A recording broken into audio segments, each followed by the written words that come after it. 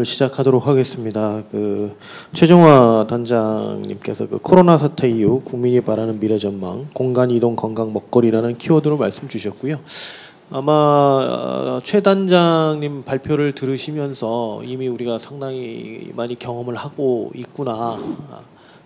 그리고 상당히 어떻게 보면 이제 미래로 이미 저희가 많이 나아가고 있구나 하는 것은 아마 느끼시지 않았을까 생각합니다.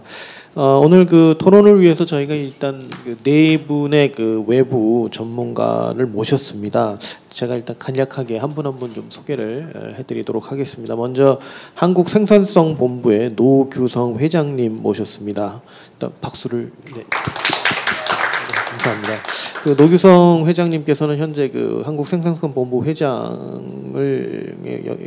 회장으로 계시고요. 또 디지털 뉴딜 라운드 수석 의장, 그리고 정부혁신추진협의회 디지털 혁신분과 위원장을 함께 맡고 계시고 대통령 직속 4차 산업혁명위원회 위원을 또 역임을 하셨습니다. 그리고 저희가 이제 아무래도 이 디지털 전환, 디지털 새로운 시대를 살고 있기 때문에 이 디지털 기술과 관련된 우리나라 최고의 연구기관이라고 할 수가 있겠죠. 한국전자통신연구원의 이승민 책임연구원님 또 모셨습니다. 네. 예, 이승민 박사님께서는 현재 에트리 한국전자통신연구원에 계시고요. 전 미래사회연구실장을 또 역임을 해주셨고 과학기술연합대학원 대학교 UST 겸임 교수로 계십니다. 그리고 이제 저희가 디지털 전환에 있어서 이제 직접적인 기술 개발도 굉장히 중요하지만 이 정책 관련된 부분도 아마 함께 저희가 오늘 좀 논의를 해야 될 거라고 생각을 했습니다. 그래서 한국정보통신정책연구원 키스디의 정용찬 본부장님 또 모셨습니다. 현재 정보통신정책연구원의 ICT 데이터 사이언스 연구본부장을 맡고 계시고요. 국가통계위원회 데이터 분과위원 또 역임을 하셨고 방송통신위원회라든지 이런 쪽에서도 계속 자문을 해주시면서 전문가로 활동을 해주고 계십니다. 그리고 마지막으로 저희 국민대학교 사회학과의 최항섭 교수님 모셨습니다. 예, 최 교수님 이력을 보니까 이제 우리 정용창 본부장님하고 약간 겹치시는 부분이 있습니다. 정보통신정책연구원의 연구위원으로 계셨고요. 그리고 이제 국민대 사회학과에서 지금 계시고 아마 조금 아마 우리 정용창 본부장님하고는 조금 교감을 하시면서 아마 좀 결이 다른 이야기를 해주실 수 있지 않을까 생각을 합니다. 그리고 네 분의 외부 전문가와 함께 저희 내부 전문가를 또 토론에 한번 모셨습니다. 저희 과학기술정책연구원의 이 신산업 전략연구단의 유망주입니다. 정일영 연구위원 모셨습니다. 예, 제일 먼저 노규성 회장님께 말씀을 좀 여쭙고요. 각 패널 분들께는 한 7분 정도 시간을 드리고 뒤에 이제 Q&A가 좀 있고 또 마지막으로 좀 마무리해 주실 시간들을 드리기 위해서 일단 7분 정도 좀 말씀을 해 주셨으면 좋겠습니다. 네, 회장님 먼저 말씀 주시죠. 네, 발제 굉장히 의미 깊고 중요한 키워드와 사례를 통해서 우리 국민들이 어떻게 바라보고 있는지 잘 들었습니다. 저한테 주어진 주제는 이제 디지털 뉴딜에 대한 얘기가 이제 주어져 있기 때문에 발제하고 연관이 이렇게 많이 될 수 있을지는 모르겠습니다만은 일단 한국판 뉴딜은 잘 아시듯이 3대 축으로 돼 있잖아요. 디지털 뉴딜, 그린 뉴딜, 그리고 고용사회 안전망이 3개 축으로 돼 있는데 그러니까 국민과 정부가 바라는 미래의 그림으로 국가의 대전환을 그렸죠. 거기에 이제 의견 수렴 과정, 국민 의견 수렴 과정이 있었고 또 전문가 자문이 있었고 그리고 이제 정부가 그림을 그렸는데 스태피의 이 연구 결과들이 좀 반영이 됐는지는 잘 모르겠습니다만은 어쨌든 그 내용 안에는 상당 부분 녹아들은 측면도 있지 않을까 이런 기대를 좀 해보면서 간단히 정리를 하고 한국판 뉴딜 안에 디지털 뉴딜에 대해서 한 2, 3분 이 정도 말씀을 드리고 제가 이제 그걸 좀 보완하는 측면의 얘기 더 잘 되기 위한 얘기를 말씀을 간단히 드리고자 합니다. 전체 28개 과제 중에 디지털 뉴딜이 12개고요. 특히 이제 그 중에 10대 그 대표 과제를 뽑았는데 거기에 3대 그 디지털 뉴딜이 있고 디지털과 그린이 융합되는 이제 4대 과제가 있죠. 어쨌든 그래서 우리가 이 상대적으로 잘 코로나를 막아왔지만 경제도 빨리 회복을 하고 선도형 디지털 한국으로 전환하는데 목표가 있다고 볼 수 있을 것 같습니다.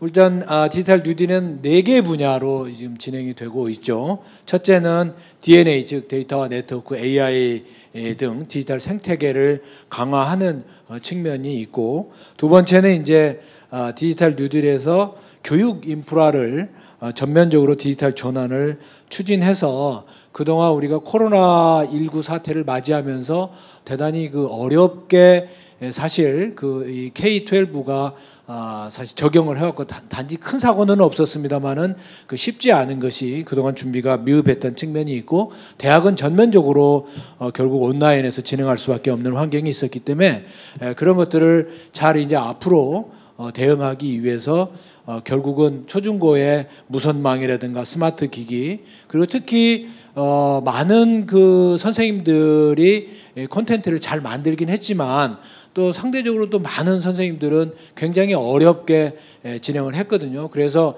이게 이제 공공 부문에서의 콘텐츠 그리고 민간의 좋은 콘텐츠들을 같이 사용할 수 있도록 하는 온라인 교육 지원 플랫폼을 구축하는데 방향은 잡혀 있지만 민간의 좋은 에듀테크 기업들의 콘텐츠가 정말 생생하게 교육 시장 안에 들어올 수 있도록 하는 게 현장의 바람이고 전문가들의 바람입니다. 어쨌든 이와 같은 것들을 잘 해낼 수 있도록 하기 위한 게 두 번째고, 세 번째는 이제 이 코로나19로 인해서 등장한 비대면 산업이 굉장히 확대돼 나가고 있고, 아까 최정화 박사님께서 발표하신 내용을 보더라도 엄청나게 이제 다양한 형태로 갈 것 같아요. 그래서 그런 산업을 육성하기 위해서 기본적인 수요를 촉발하는 정책들을 비대면 산업 육성 정책으로 넣었고요. 네 번째는 이제 그동안에 우리가 SOC가 과거엔 주로 하드웨어 중심 그리고 건설 중심이었다면 이제는 거기에 디지털 센서라든가 이런 것들을 붙여서 SOC를 디지털화해서 사건 사고나 이런 것들을 줄이고 계속해서 안전관리를 강화하겠다는 그런 전략으로 되어 있습니다. 그리고 이제 하나를 더 추가할 수 있다고 한다면 고용안전망 강화 측면에서 그 사람 투자가 있는데 그 안에는 결국 디지털 인력 양성 그리고 전형적인 그 인력들이 디지털로 전환하는 교육 훈련, 그리고 미래 아이들의 교육, 그리고 더 나아가서는 이제 디지털 양극화를 해소하기 위한 그런 문제와 전 국민의 디지털 역량 강화 교육 등 그런 내용들이 들어 있습니다. 하다 보니까 벌써 5분이 돼가네요.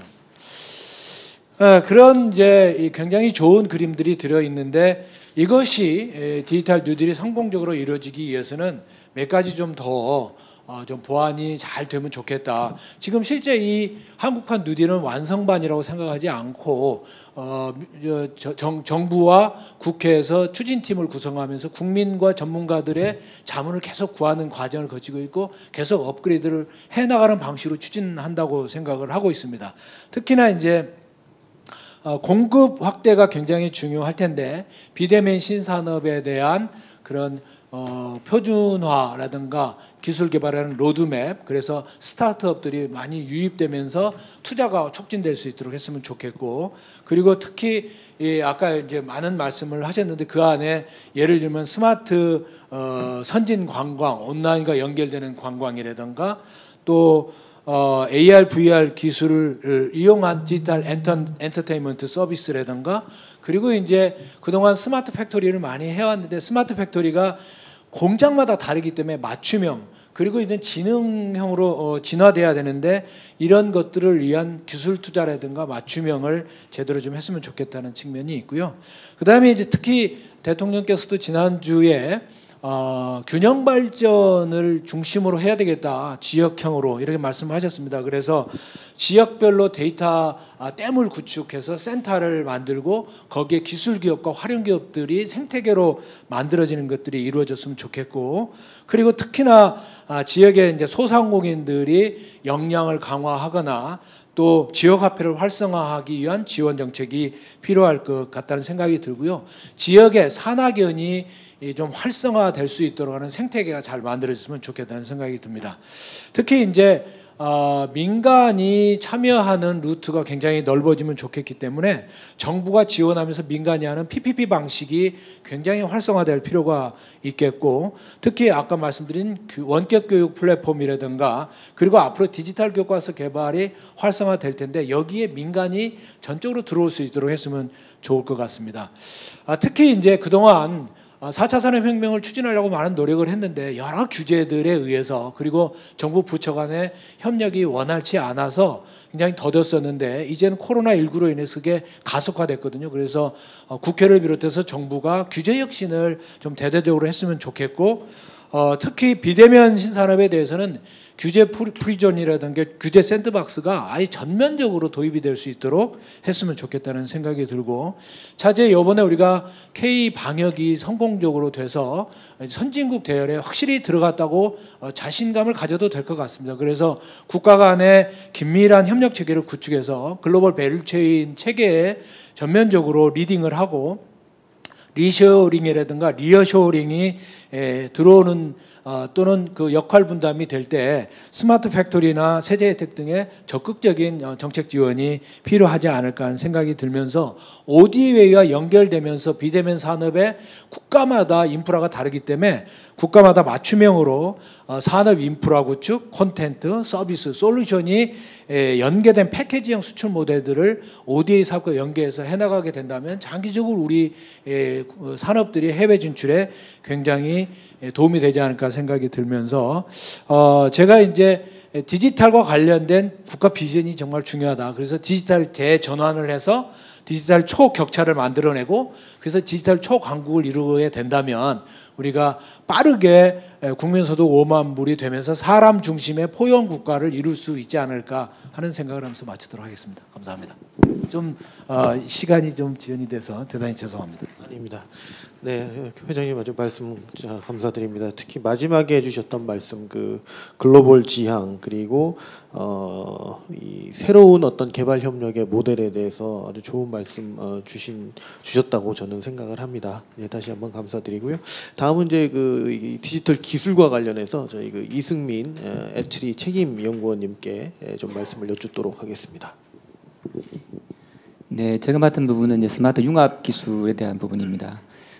이번 그 좀 전에 스태프에서 했던 연구 결과를 보니까 대단히 흥미로운 게 나왔습니다. 보통 미래 전망을 하게 되면 상당히 저희가 편리하고 풍요롭고 고상한 얘기를 하게 되는데 이번에 보면은 국민들이 바라는 그 기존에 했던 미래하고는 다른 것 같아요. 이 네 가지 핵심적인 트렌드가 보면 공간 이동, 그다음에 먹거리의 건강 이 부분을 보면 흔히 우리가 이제 매슬로의 욕구 단계라는 게 있습니다. 가장 5단계가 있죠. 근데 이번에 했던 4개 핵심 그 트렌드를 보면 다 아래쪽에 있는 거예요. 가장 기본적인 욕구, 생존의 욕구예요. 먹고 자고 아프면 병원 가고 안전하고 하는 이 4가지가 아주 보면은 사람들이 왜 이렇게 바라고 있을까 하는 거예요.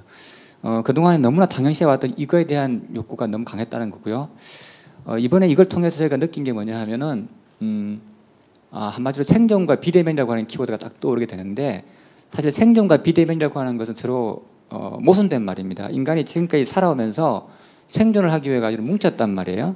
근데 이제 지금 거리를 두라고 하니까 상당히 어려워요. 그러니까 이 사이의 간극을 지금 기술이 메우고 있다는 얘기죠.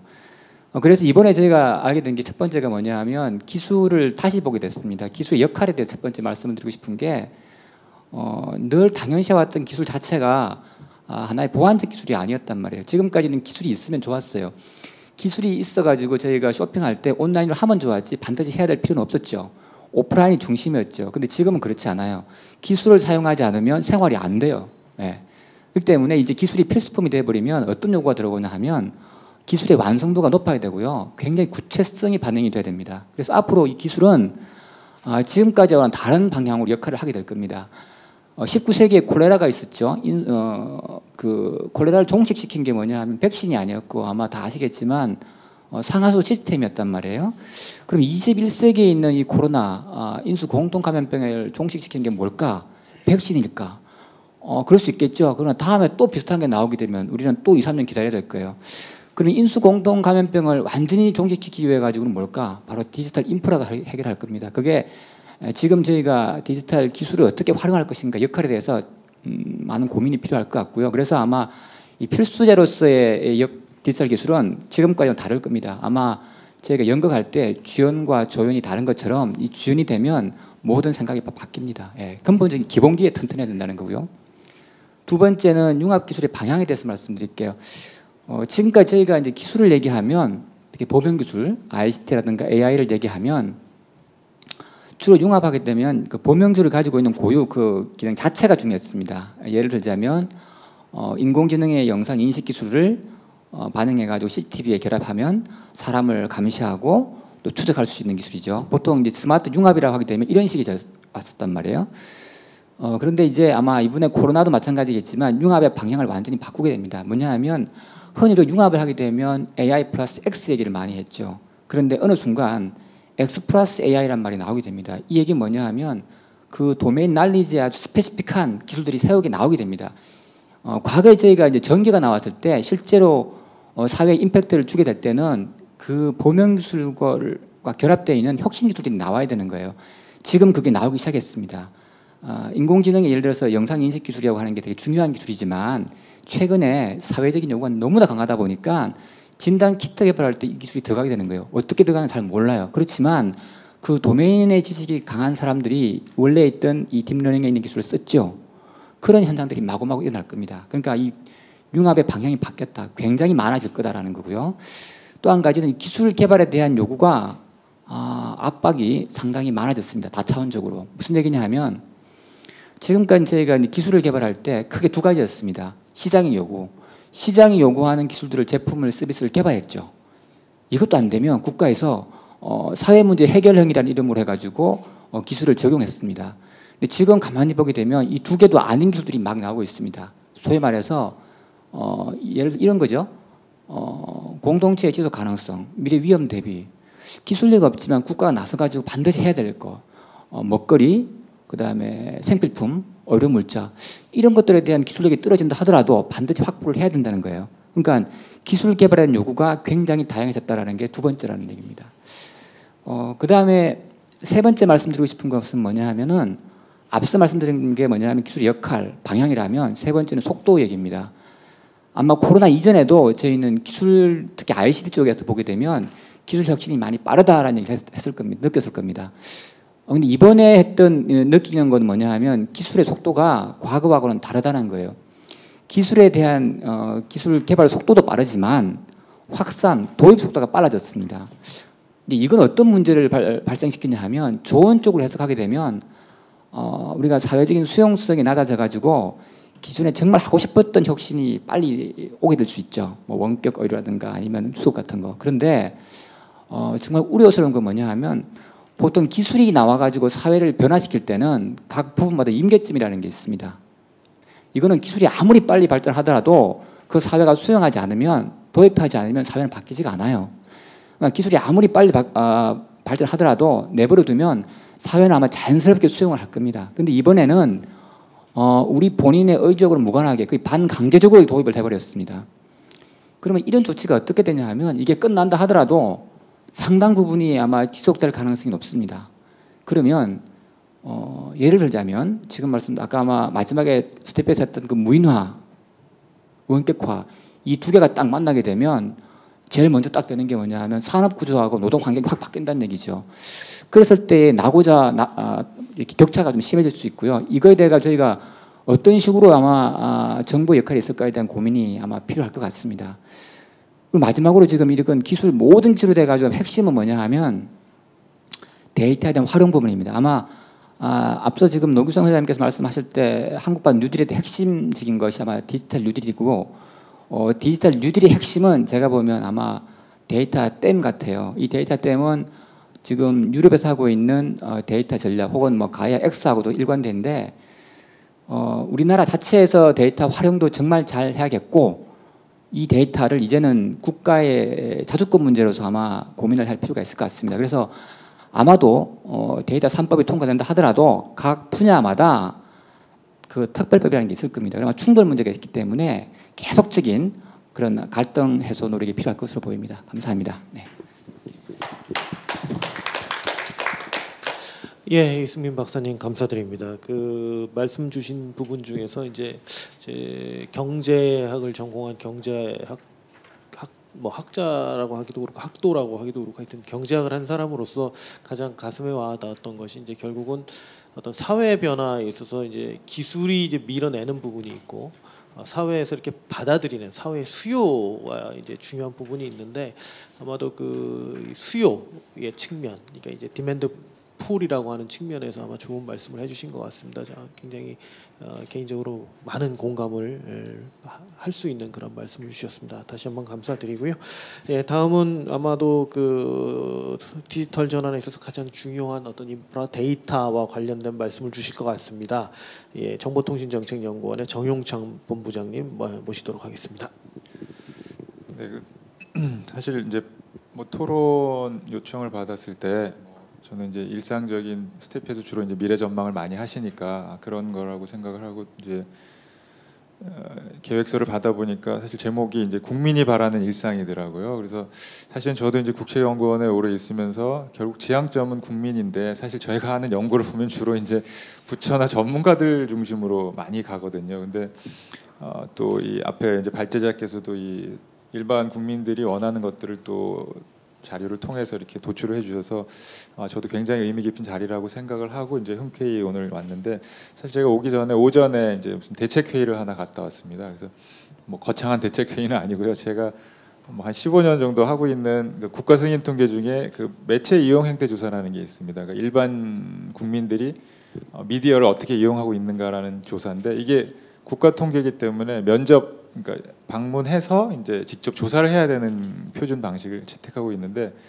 지금 조사 시작한 지 이제 늦게 또 시작했죠. 코로나 때문에 늦게 했는데 지금 거부율이 뭐 예전에 비해서 2배, 3배가 되는 거예요. 그래서 이제 그 현황들 쭉 보고 있는데 지역별 현황을 보고 왔는데 이제 제가 그걸 보면서 느낀 생각은 사실은 그 조사 거부가 이미 오래전부터 진행되어 왔거든요. 사람들이 잘 대답 안 해주려고 하는데 제가 볼 때는 그런 것 플러스 코로나가 그 이유를 이제 이렇게 딱 해주는 거예요. 그러니까 아파트 관리소에서 코로나 때문에 안 됩니다. 그럼 끝이에요. 뭐 더 설명할 게 없는 거예요. 그래서 제가 지금 그 토론 쪽에 이제 제목을 데이터 기반한 뭐 전망 이렇게 이제 제목을 주셔서 제가 좀 생각을 해보다가 제가 이제 코로나의 일상화 오래된 미래 이렇게 이제 제목을 썼는데 사실은 제 관점에서는 이제 진행되던 어떤 그런 상황이 코로나를 계기로 좀 폭발했다. 저는 이렇게 보고 있거든요.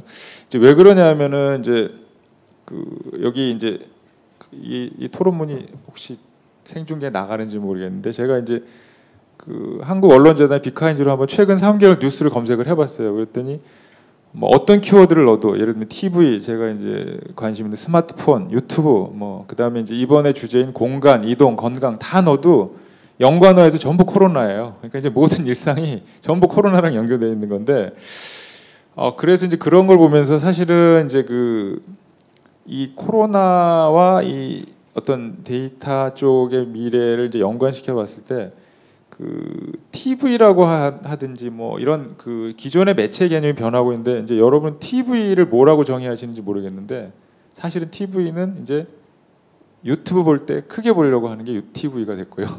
사실 생방송 거의 안 보고 그다음에 예를 들면 식탁 이런 거는 아마 모르겠습니다. 저희 집 같은 경우 식탁은 애 친구들이 왔을 때 사용하는 것 가족이 사용하는 일은 거의 없어요. 왜 그러냐면 그 여러 이제 모르겠습니다. 여기 계시는 분들 그렇지만 밥은 어디서 드시나요? 보통 식탁에서 드시나요? 가족이 모여서 드라마는 어디서 보세요? 거실에서 가족이 모여서 보시나요? 그러면 뭐 가족 간의 대화는 어디서 하시나요? 카톡으로 하죠. 잠 어디서 자세요?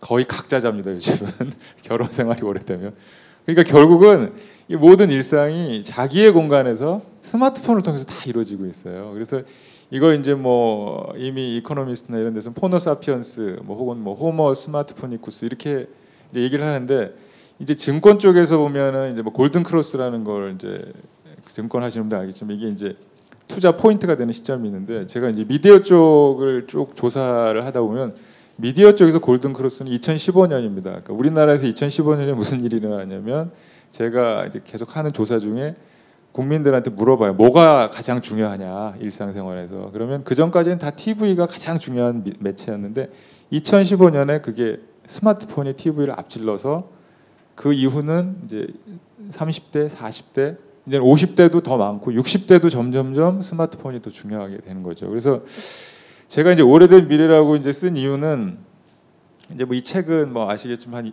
꽤 오래전에 헬레나 호지라는 사람이 이제 그 히말라야 근처 라다크라는 마을을 이제 관찰하다 보니까 그 오래된 사람들의 생활 공동체가 결국 우리의 미래가 아니겠느냐라는 건데 사실은 코로나로 새롭게 눈을 떴지만 이미 이제 우리가 진행되어 오던 어떤 그런 것들이다라는 거고요. 그래서 최근에 제가 책을 보니까 코로나 사피언스라는 책이 또 나왔더라고요. 그래서 저도 되게 재미있게 읽었는데 결국 그 내용 중에 보니까 또 이 스마트폰 얘기들이 또 나오더라고요. 결국은 그래서 지금 이제 이런 것들을 보면 제가 뭐 여기 발제문에는 뭐 쭉 데이터를 통해서 뭐 이렇게 쭉 써놨지만 그럼 미래가 이제 어디로 갈 것인가 국민들이 또 원하는 미래는 뭐냐라는 관점에서 보면 그 뭐 과거를 보면 이제 알 수 있지 않을까 뭐 좀 그런 생각을 하는데 사실은 이제 제가 이제 발제문에는 그 이러한 어떤 코로나로 인한 비대면 문화가 장기화되면 사실은 가장 이제 국가적인 측면에서 보면 최근 이야기하는 디지털 민족주의, 뭐 데이터 민족주의 혹은 데이터 주권 이런 차원으로까지 이제 비화될 것이다.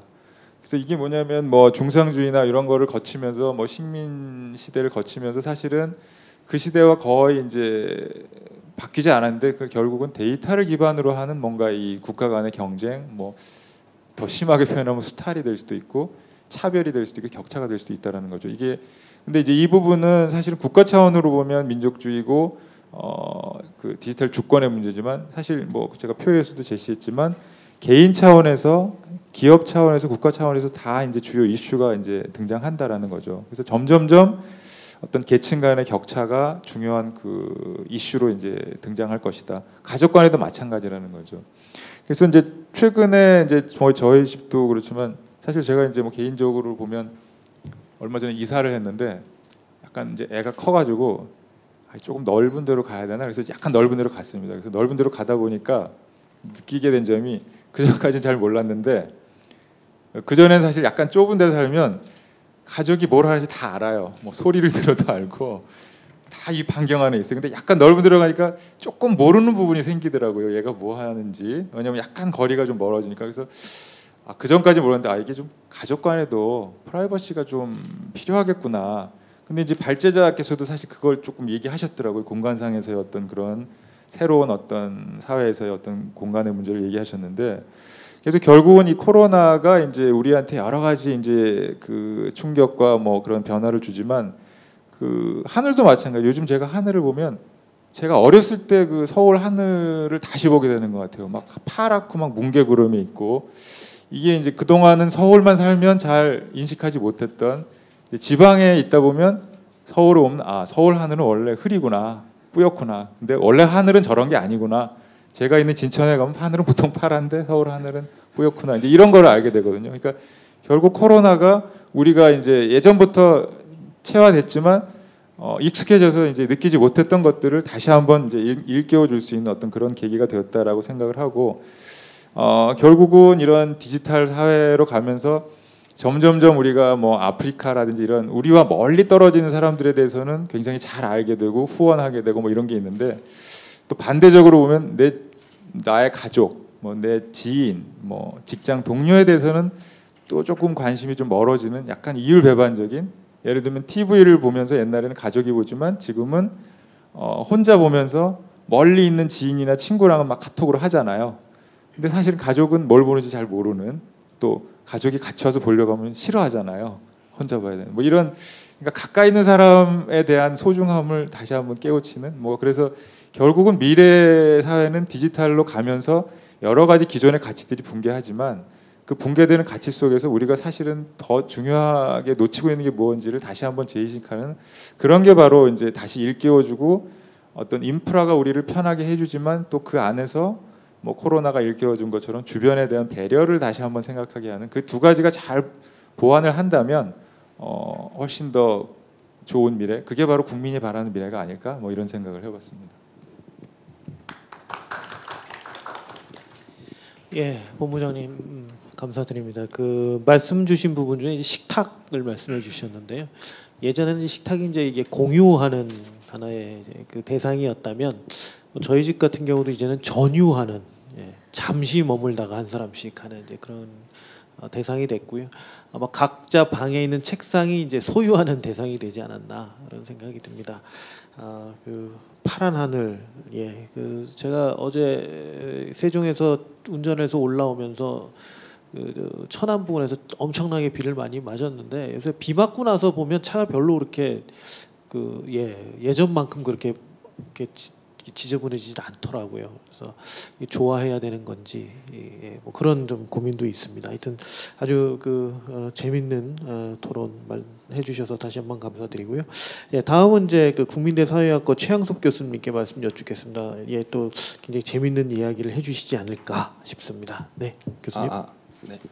안녕하세요. 국민대 사회학과의 최양섭입니다. 오늘 소중한 자리에 초청해주신 과학기술정책연구원 분들께 감사드립니다. 사실 그 주제가 일상에 대한 이야기라서 저는 굉장히 반가웠습니다. 왜냐하면 그 프랑스의 사회학파들이 서로 대립하면서 굉장히 다양하게 존재를 하는데 그 중에 한 사회학파가 일상사회학이라는 그 학파입니다. 그리고 저도 이제 그 전통에서 공부를 했고 역시 그쪽에 활동을 하고 있고요. 일상이라는 거는 저희가 그건 일상적이지라고 할 때 그 일상이라고 생각하시면 됩니다. 다시 말하면 일상이라는 것은 우리의 생활 세계, 우리가 반복적으로 그냥 원래 그런 거지 뭐 그렇게 생각하는 우리의 생각들, 행위들이 모여서 만든 그런 세계인데요. 이거는 반대편에 있는 법, 제도, 기술, 환경 이런 것과 약간 거리를 두면서 자생적으로 존재를 합니다.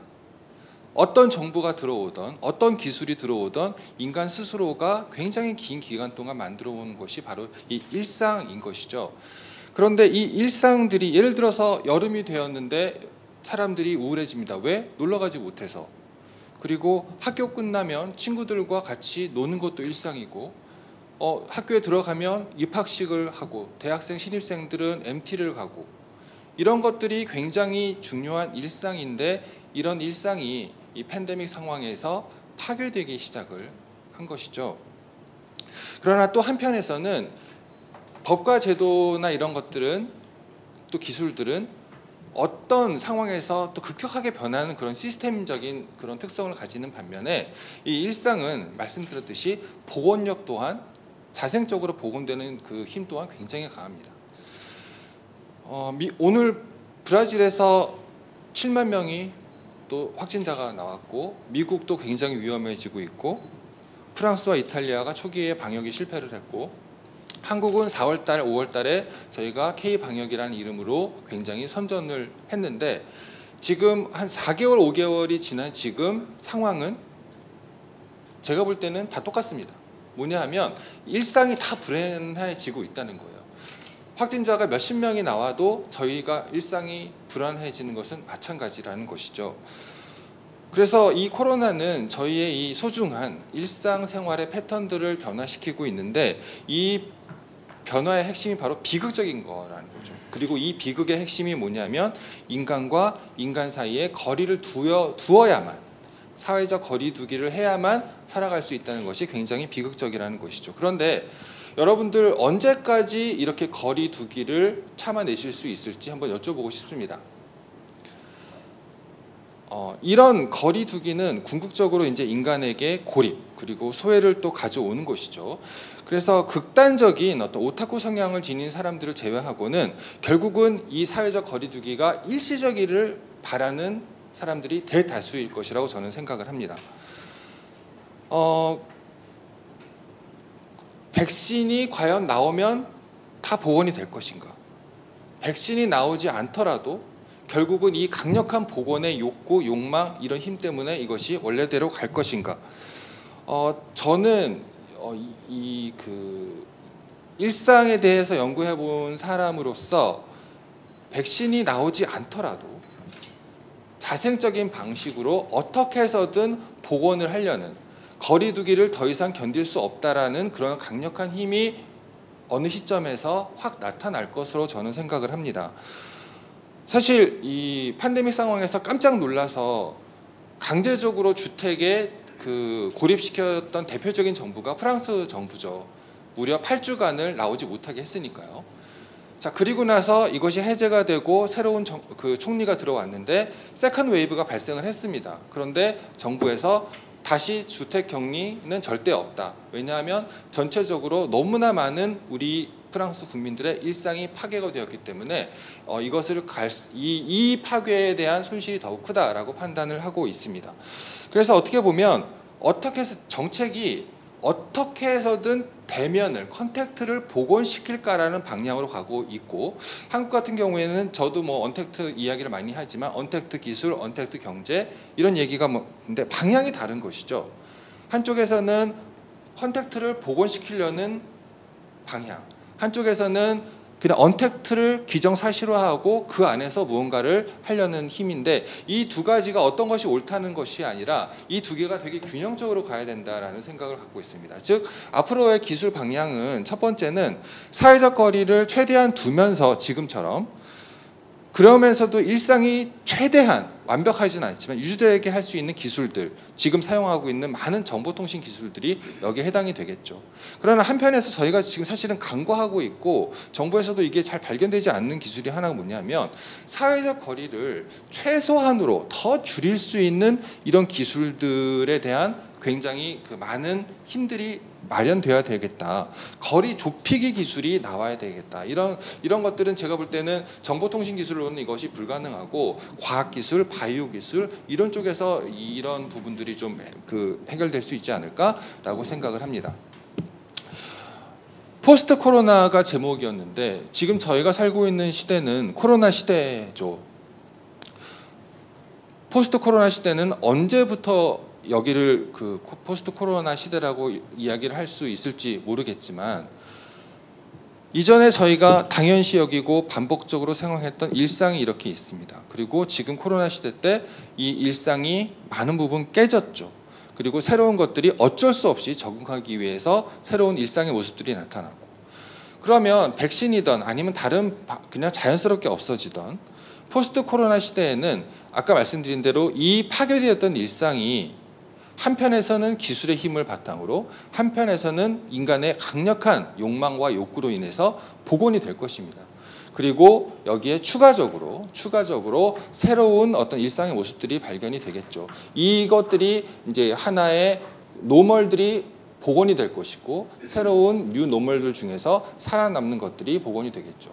다시 말씀드리자면, 어떻게 보면 언택트 경제에 숨어 있는 또 다른 위험성은 뭐냐면, 제가 알람을 켜놔서 죄송합니다. 언택트 경제에 숨어 있는 것들 위험성 중에 하나는 뭐냐면, 언택트는 기정사실화되고 이것은 극복할 수 없는 것. 그러면 우리로 하여금 언택트는 무조건 적응해야만 하는 것이라고 할 때 이것으로 인해서 굉장히 많은 이윤을 창출하는 기업들이 있습니다.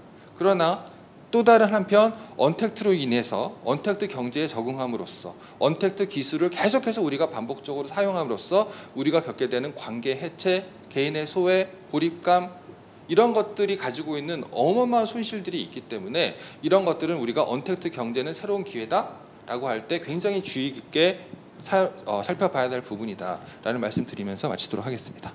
네. 예, 최 교수님 감사드립니다. 아마 어떻게 보면 우리가 조금 간과할 수 있는, 좀 잊어버릴 수 있는 아주 중요한 키워드를 말씀해 주신 것 같습니다. 거리 좁히기 기술, 굉장히 중요한 하나의 이슈라고 생각이 되고요. 아마 그 일상으로의 복원과 새로운 일상으로의 전환 사이에 이제 우리가 서 있고 과연 어느 방향으로 가게 될지, 그리고 그 두 가지의 어떤 흐름이 과연 공존할 수 있는가에 대한 아마 중요한 문제 의식을 던져주시지 않았나 생각합니다. 다시 한번 감사드리고요. 마지막으로 과학기술정책연구원의 정일영 박사님께 말씀을 여쭙도록 하겠습니다. 아마 이 바이오, 의료 쪽에 관련된 이야기를 좀 해주시지 않을까 생각합니다. 네.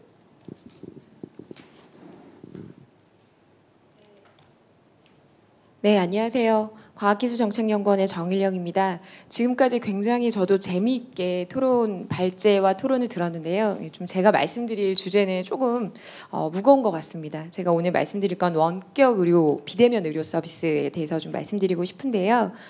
저희가 원격 의료가 2014년에 이제 의료법 개정이 처음에 이제 발의되고 나서 팬데믹 사실은 사태 이전까지 이해관계자, 뭐 의협이라든가 소비자단체라든가 뭐 이 이해관계자 간의 갈등이 상당히 심했기 때문에 이런 토론 자리나 저희가 그 정책의 결정자분들도 그렇지만 사실 그 원격 의료라는 그 단어를 언급하는 것 자체가 굉장히 부담스러웠고 또 논의되기 어려웠었습니다.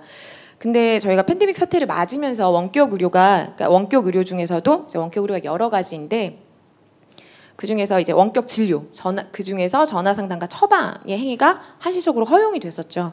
지금 허용이 되고 있는 상태이고요. 약 4개월에서 5개월 정도 26만 건 이상의 전화 진료가 사실은 되었습니다. 그래서 그 전화 진료를 통해서 만족도도 한 80% 이상 나오고 있고요. 그래서 우리가 그동안 굉장히 좀 두려워했었지만 그리고 갈등이 많았지만 좀 일부 가능성을 이번을 통해서 볼 수 있겠구나라고 좀 많은 전문가분들이 판단을 하고 계신데 이번에 지금 허용되어 있는 원격 진료를 조금만 자세히 보시면 보건복지부에서 발표한 그 방안을 보시면 사실은 구체적인 기준이 거의 수립되어 있지 않아요. 그러니까 자 이제 원격 진료, 전화 상담과 처방을 가능하게 해줄게. 딱 문만 열어놓은 거예요.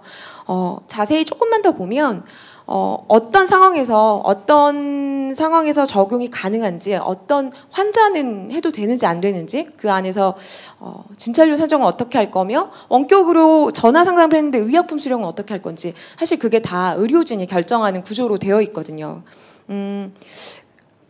그동안의 의협이 굉장히 원격 의료를 좀 우려했었어요. 그런데 지금 한시적으로 허용되었는데 보니 의료진이 다 책임을 떠맡게 되는 지금 상황이었거든요.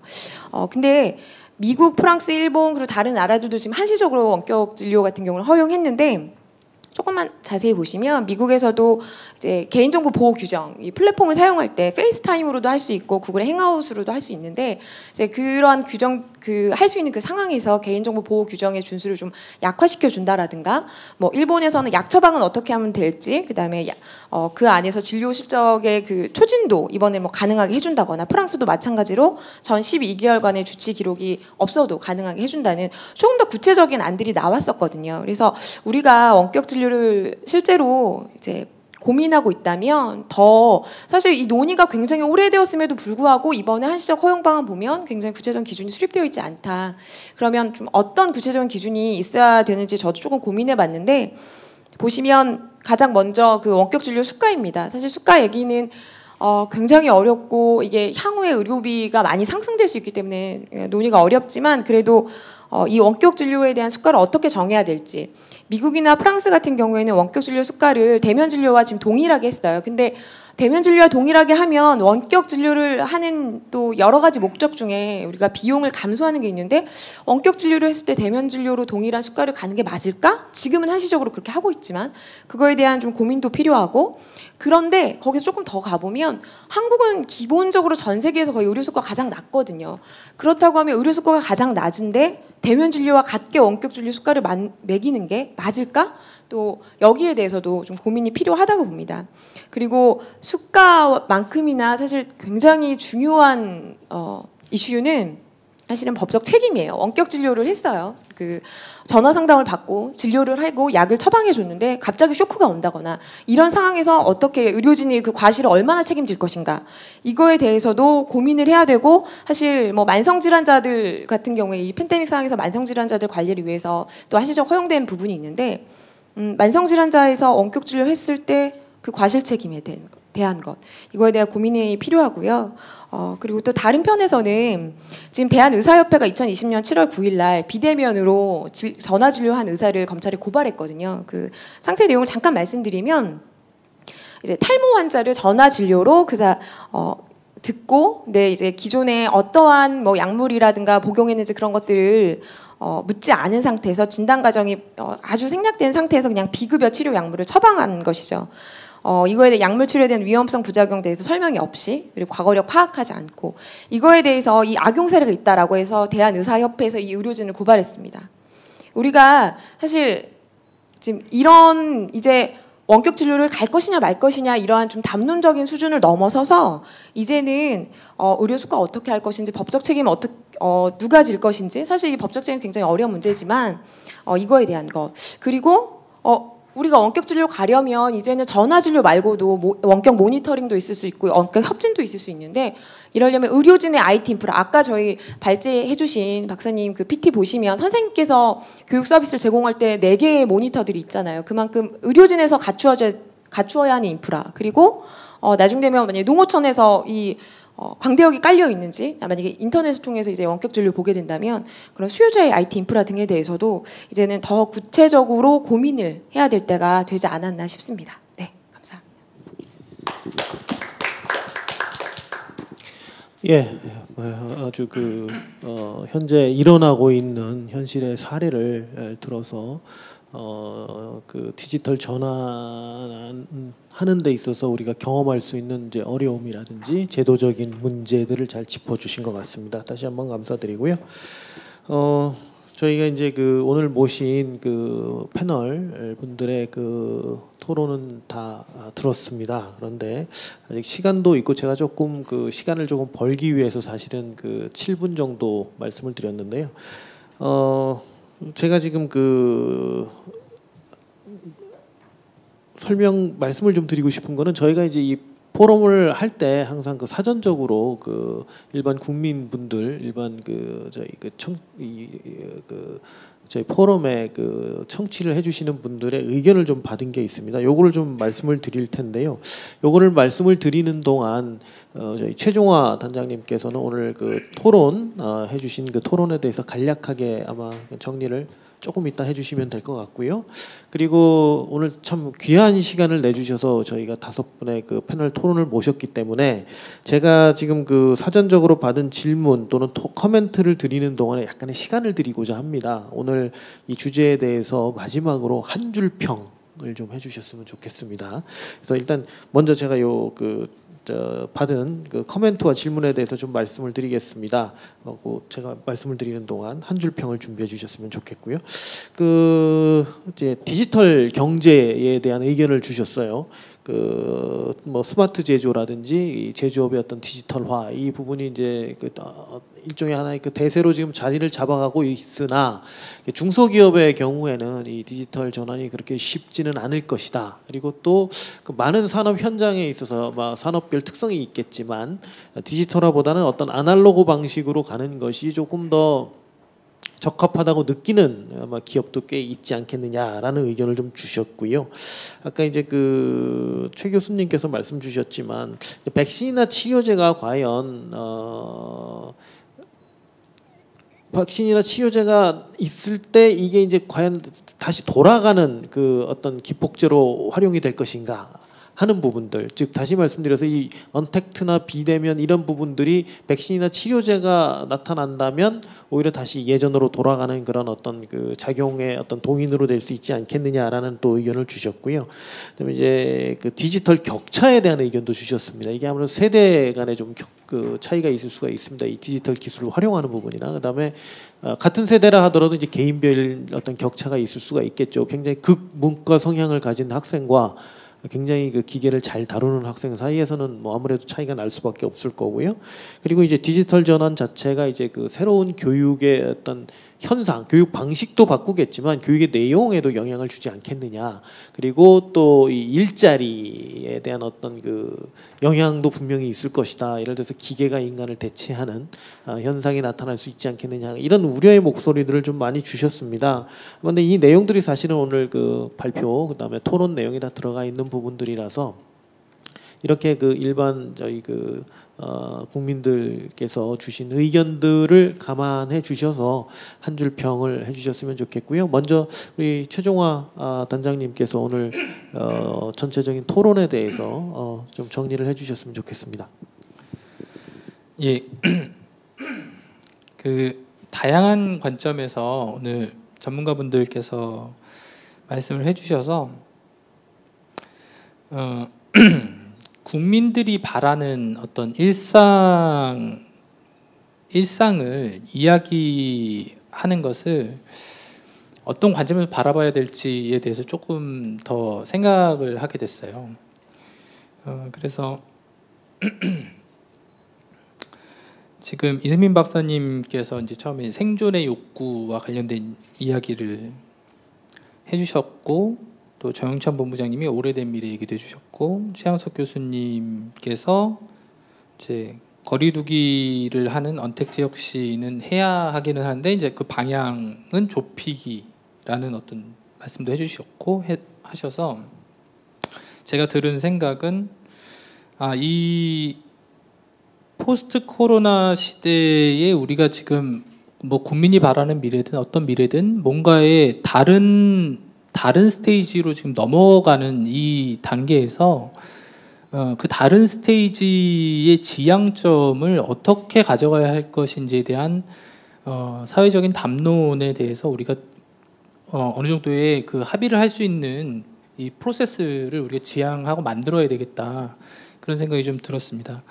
그 저희 죄송합니다, 제가 목이 좀 잠기네요. 저희 아이들이 지금은 이제 원격 교육을 안 하고 학교에 가는데요. 학교에서 거의 수업 시간 내내 쉬는 시간을 포함해서 마스크를 벗지 못하거든요. 그래서 마스크를 계속 쓰고 있는 거를 지금 이제 한 학기를 한 거죠. 얘네들이 집에 오면요, 집에 와서 밥 먹기 전까지 마스크를 쓰고 놀다가 밥 먹을 때만 딱 벗고 밥 먹고 나면 도로 마스크를 쓰고 놉니다. 잘 때도 쓰고 자요. 그래서 제가 그걸 보면서 야, 너는 비염도 있는데 마스크 집에서는 벗어, 안전하니까 벗어도 돼, 이렇게 얘기를 해도 싫대요. 그래서 왜 쓰고 있냐라고 물어보면 불편하지 않답니다.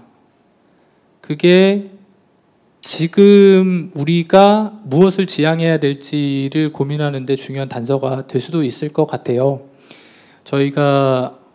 저부터도 그렇고 저보다 연배가 더 많으신 분들은 마스크를 쓰고 이렇게 계속 얘기를 하거나 회의를 하는 걸 굉장히 힘들어 하십니다. 숨이 일단 차고 답답하기 때문에. 하지만 우리 다음 세대들은 그렇지 않다는 거죠. 이 환경이 그냥 자기의 일상이 되고 있는 경우들이 생겨납니다. 뭐 그것이 전부는 아니겠지만 그런 상황들이 생겨나고 있기 때문에 이 앞으로 우리가 지향해야 되는 것이 과거로의 복원이냐, 아니면 새로운 어떤 뉴 노멀을 향해서 바뀌어버린 사회에서의 새로운 표준이냐, 이런 것들을 좀 고민해 볼 필요가 있다는 생각이 들고, 앞으로 또 그런 자리를 만들고 연구도 그런 방향에서 좀 고민을 하면 좋을 것 같아서 그렇게 하도록 노력해 보겠습니다. 감사합니다. 예, 감사합니다. 예, 세상의 모든 아버지들은 아이들을 생각하면 목이 맵니다. 네. 예, 뭐 마스크를 하루 종일 쓰고 있어야 하는 아이들도 참 힘들지만 그걸 보고 있는 아마 부모들의 마음도 그럴 거라고 생각을 하고요. 네, 드디어 이제 마지막으로 한 줄 평을 좀 요청드리도록 하겠습니다. 먼저 노규성 회장님, 아까 시간 조금 더 충분히 못 드려서 송구하고요. 네, 다음에 또 한번 모시도록 하겠습니다. 네, 결국 여러 가지 아까 질문 내오신 내용도 포함이 될 것 같은데요. 결국 한국판 뉴딜은 이제 포용적 국가를 추구하는 것 같습니다. 그런데 이제 혁신이 결국 기반이 돼야 그 성과를 만들어내고 그 성과가 포용을 할 수 있을 거라고 보여집니다.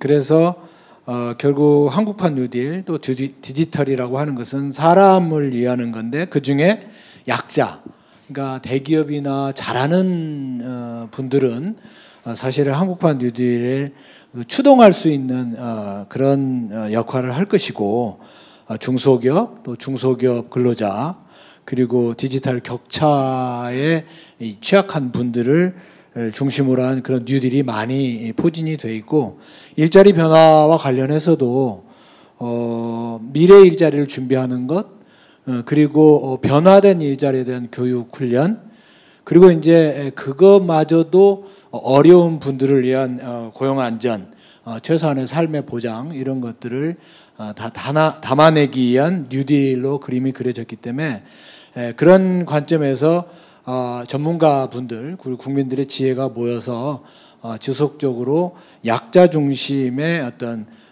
뉴딜이 이루어질 수 있도록 하게 된다면 다는 뭐 실현할 수 없겠지만 정부가 추구하는 포용국가를 이뤄가는데 한국판 뉴딜이 큰 역할을 하지 않을까 이렇게 생각을 해봅니다. 예, 감사합니다. 아마 약자를 위한 뉴딜 아마 이렇게 정리를 해주신 것 같습니다. 다음은 이승민 박사님.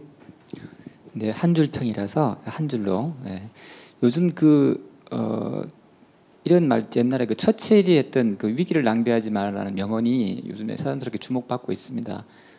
아마 이 위기를 잘 이용을 한다면 우리가 이제 새로운 그 선도국가로 도약할 수 있는 기회가 될 수도 있겠지만 반대로 이제 또 한편으로 보게 되면 지금 이번 사태를 통해서 우리가 알게 된 게 무엇이 소중한지 무엇이 중요한지를 또 알게 됐습니다. 그리고 뭐가 필요한지도 알게 됐습니다. 다만 이걸 어떻게 극복할 것인가에 대한 사실은 한 번의 처방은 쉽지 않을 겁니다. 그럼에도 불구하고 이번에 정부에서 나왔던 여러 가지 추진 체계를 보게 되면 그 중에서 이제 사회 안전망 강화 이런 것도 역시나 앞서 말씀하신 것처럼 약자를 위한 이러한 그 방안을 한 번에 해결할 수 없지만 이걸 공론화하고 많은 사람들이 계속 이렇게 관심을 가진다는 것만으로도 되게 의미가 있다고 보여집니다. 그래서 저희가 이번 사태를 통해 가지고도 이제 기술의 완성도도 더 높이고 그다음에 보급도 소외계층을 위해서 한다면 아무래도 이러한 것들이 우리 사회의 어떤 지속 가능성을 담보할 수 있는 이런 기회가 되지 않을까 싶습니다. 네, 감사합니다.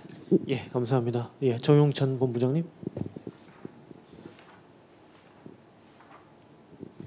네, 저는 이제 그 인터넷 보면 댓글을 잘 안 읽었는데 최근에 좀 읽어보는 편입니다. 도대체 어떤 생각들을 사람들이 가지고 있을까인데 그걸 읽어보다 보면은 사실 이제 요즘 보면 남성 여성 간의 뭐 20, 30대 중심으로 그런 갈등, 뭐 또 세대 간의 갈등, 뭐 또 지역일 수도 있고요. 그런 것들이 상당히 좀 첨예하다는 생각들을 많이 하게 되거든요.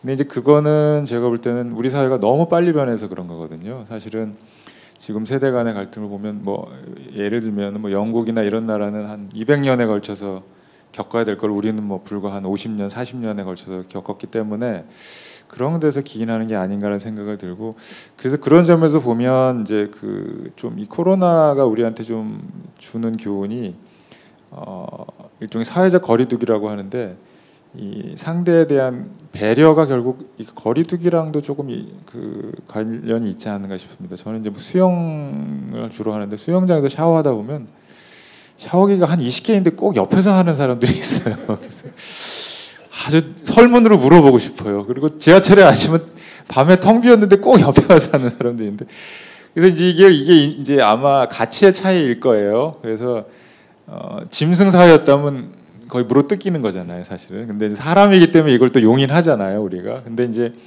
코로나로 인해서 사실은 마스크를 쓰는 이유가 자기를 보호하는 것도 있지만 사실 배려하기 위해서 하는 거잖아요. 그래서 여하튼 이번을 계기로 해서 우리가 이제 버려야 할 것, 그러니까 바꿔야 할 것, 바꾸지 말아야 할 것을 좀 잘 좀 생각해서 이번 기회에 바꿀 것은 좀 바꿔야 되지만 또 소중하게 간직해야 될 것은 간직해야 되는 그런 차원에서 하여튼 코로나는 이제 결국은 우리가 그게 배려라는 한 단어인데 바꿔야 될 것이기도 하고 또 바꾸지 말아야 될 것이 아닌가라는 생각이 듭니다. 예, 감사합니다. 예, 최 교수님. 네, 저희 4대 핵심 분야가 공간, 이동, 먹거리, 건강 부분이고 정말 중요한 일상에서 중요한 부분이라고 생각을 하는데 이걸 도출하신 분들이 전문가 패널들이시더라고요. 그래서 역시 전문가들은 정말 열심히 일하고 공부하는 분들이라서 어디에서 공부하고 어디에서 일하고 어디로 가고 뭘 먹고 건강을 챙기고 이런 것들을 도출하셨구나 싶었어요. 왜냐하면 이런 것들도 되게 중요한데 일상에서 되게 중요한 부분들이 이런 거거든요. 너 성공하기 위해서 그거 꼭 해야 돼? 성공하는데 네가 돈 버는데 그게 중요해? 라고 하지만 인간의 삶에서 너무너무 중요한 부분들, 즉 놀기, 쉬기 이런 것들이 사실은 일상에서 굉장히 중요한 부분인데 이 전문가 패널분들이라서 그러신지 그냥 모르겠지만은 제가 추가적으로 나중에라도 일상에 대한 어떤 변화 이야기를 할 때는 여기에서 놀기, 쉬기, 여가 이런 것들이 좀 중요하게 들어갔으면 더 탄탄한 연구가 되겠다 싶었습니다. 네. 예, 최양섭 교수님 감사합니다. 저도 공감합니다. 네. 마지막으로 정일영 박사님. 네, 저는 한 줄 평으로 하자면 국민이 바라는 일상과 미래를 천천히 준비하자라고 말씀드리고 싶어요. 왜냐하면 지금 팬데믹 충격이 오고 굉장히 다급하게 돌아가고 있잖아요. 뭐 약도 그렇고 우리가 어떻게 할 것인지 실제로 사망자들도 많이 나오고 있고 그리고 또 이러한 상황에서 정부도 정책이 굉장히 지속적으로 나오기도 하고 막 쏟아져 나오기도 하고 그런데 저희가 이제 이러한 상황에서 정책이 나오고 우선순위를 세우고 이 중에서 시급한 것들을 빨리 해결하기 위해 이제 거의 뭐 총력전을 다하고 있는데 근데 저희가 이렇게 이제 국내에 이제 제가 보기에 저희 민초의 특성이 이렇게 하나 우선순위를 세우고 나면 논의가 한두 개로 막 몰려들어요. 그래서 예를 들면 데이터 3법 같은 경우에 그 전에는 데이터 3법 있기 전에 개인정보 문제가 개인정보의 정의의 문제, 비식별화 처리 문제 이렇게 딱 두 가지에 거의 집중됐거든요. 그리고 데이터 3법이 나왔는데 여기에 감염처리 특례가 담겼지만 굉장히 놓치는 것들이 많았거든요. 그러니까 저희가 지금 굉장히 시급한 상황은 맞고 사회가 변화하고 있고 일상이 지금 거의 붕괴되는 그리고 완전히 새로운 사회를 맞이하는 거기 때문에 지금 시급하게 준비해서 1, 2년을 대응하는 게 아니고 완전히 패러다임이 바뀌고 사회가 바뀌고 있기 때문에 오히려 더 천천히 체계적으로 여러 가지 요소를 고려해서 정책을 추진했으면 좋겠다라는 마음을 담아서 국민이 바라는 일상과 미래를 천천히 준비하자로 정리하고 싶습니다. 예, 감사합니다. 오늘 그 패널 토론에 참여해주신 노규성 회장님, 이승민 박사님, 정용찬 본부장님, 최양섭 교수님 그리고 정일영 박사님 다시 한번 감사드립니다. 이것으로 패널 토론을 마치도록 하겠습니다. 감사합니다. 예, 토론해주신 전문가 여러분 감사드립니다. 오늘 발제와 토론을 통해서 포스트 코로나 시대의 패러다임 전환에 대응해서 우리 사회가 나아가야 될 방향이 좀 더 구체화되었다고 생각을 합니다. 특히 기술 발전에 대한 방향성뿐만 아니라 우리 사회가 놓치지 말아야 될 가치에 대한 논의까지 풍부하게 이루어진 것 같습니다. 최근 많은 이슈들의 부상으로 인해서 바쁘신 이제 와중에도 이렇게 참석을 해주신 전문가분들께도 다시 한번 감사드립니다. 또한 이제 오늘 온라인으로도 긴 시간 참여해주신 여러분께도 감사드립니다. 오늘 발표 자료와 영상 자료는 스태피 홈페이지에 게재될 예정입니다. 보시고 좋은 의견 있으시면 저희에게도 공유해 주시기 바랍니다. 예, 이상으로 제434회 과학기술정책 포럼을 마치겠습니다. 감사합니다.